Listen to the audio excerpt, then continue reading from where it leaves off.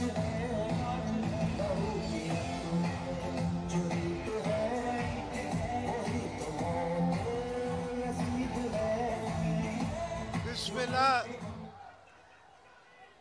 اللہ الرحمن الرحیم۔ میرے نوڈیروں کے بیٹوں، بھائیوں، بہنوں، پاکستان میں سنتے ہوئے کانوں، دیکھتی ہوئی آنکھوں، السلام علیکم جی بھٹو۔ میرے دوستو، اسی جگہ کھڑے ہو کے آج سے 16 سال پہلے میں نے آپ سے کہا تھا کہ انشاءاللہ تعالی اگر میں اپنے فرض اتار سکوں تو پھر مجھے گڑی خدا بخش میں جگہ دینا، ورنہ میرے بزرگوں کے قبرستان میں میں دفن ہوا۔ الحمدللہ آج میں کہہ سکتا ہوں بھٹو صاحب کے ریفرنس کے بعد کہ تقریباً ہم نے سارے قرض اتارے ہیں، 73 کانسٹیٹیوٹ کیا ہے اور آپ سب کے حق میں نے سنبھالے ہیں۔ انشاءاللہ آگے بھی آپ کے حق سنبھالتے رہیں گے اور آپ کو قدم بڑھا کے آگے لے کے جائیں گے۔ پاکستان غریب ملک نہیں ہے، پاکستان میں صرف اسلام آباد بہت غریب ہے۔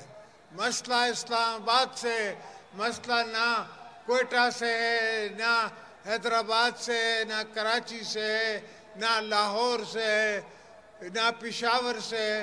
مسئلہ اسلام آباد میں بیٹھے ہوئے لوگوں کی سوچ سے ہے۔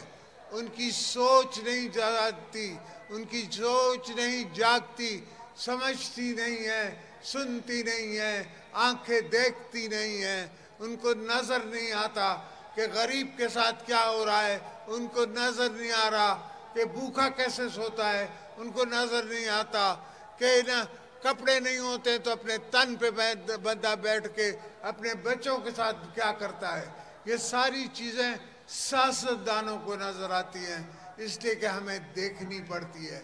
ہمیں ہمارے ورکر جو ہیں وہ پکڑتے ہیں اور کہتے ہیں کہ یہ کرو وہ کرو، اور ہم نے ان سے قسمیں کھائی ہوتی ہیں، وعدے کیے ہوتے ہیں، اور آج تک دنیا آپ کو یہ نہیں کہہ سکتی کہ آپ کے لیڈر آصف زرداری نے کسی سے زبان کی اور پھر وہ پھر گیا۔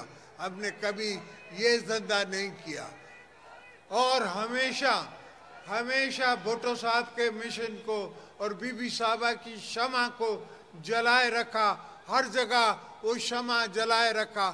ہر پروجیکٹ جو میں نے اناگریٹ کیا اپنے دور میں وہ اپنے نام سے نہیں کیا، وہ بی بی صاحبہ کے نام سے کیا، اس لیے کہ ان کی طاقت تھی، ان کی سوچ تھی، ان کے لوگ تھے، ان کے ووٹ تھے جن نے مجھے پریزیڈنٹ بھی بنایا، جن نے آج تک پیپلز پارٹی کو میں سنبھالتا آ رہا ہوں۔ وہ بی بی صاحبہ کی امانت ہے، ان کی امانت کے حساب سے میں سنبھالتا آ رہا ہوں۔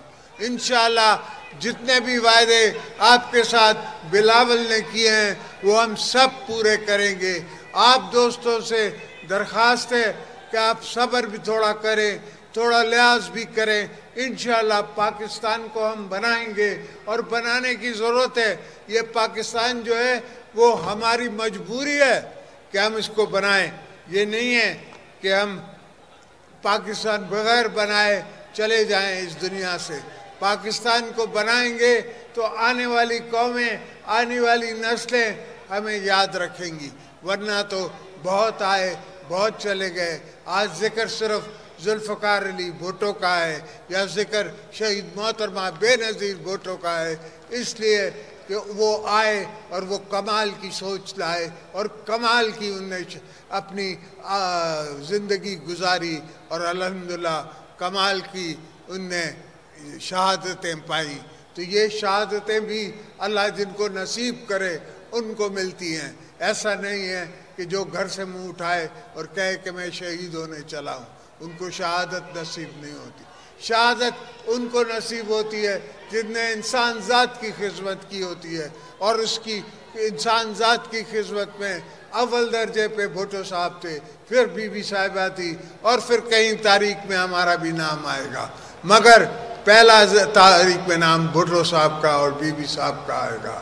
تو دوستو، آپ اپنی ہمت باندھے رکھیں، آپ سوچ سمجھ کے سمجھیں کہ آپ کا اور آپ کی لیڈرشپ کا کوئی اور مسئلہ نہیں ہے۔ ہمارا مقصد یہ ہے کہ آپ کو آپ کے حقوق ملے، غریبوں کو حقوق ملے، لوگوں کو پانی ملے، اناج ملے، لائننگ ہو، ڈیمز بنے، تھر جو ہے وہ سبز و سراب ہو جائے، اور سارے بلوچستان کو بھی ہم سراب کر سکیں، گلگت بلتستان کو بھی ہم سراب کر سکیں، گلگت بلتستان سے ہم چائنا ٹریڈ شروع کر سکیں۔ یہ ساری سوچیں ہیں، وہ ہمارے مینیفیسٹو میں بھی انشاءاللہ ہوں گی، اور آپ دیکھیں گے کہ ہم اگلی دفعہ یہ سب کام کر کے دکھائیں گے۔ جے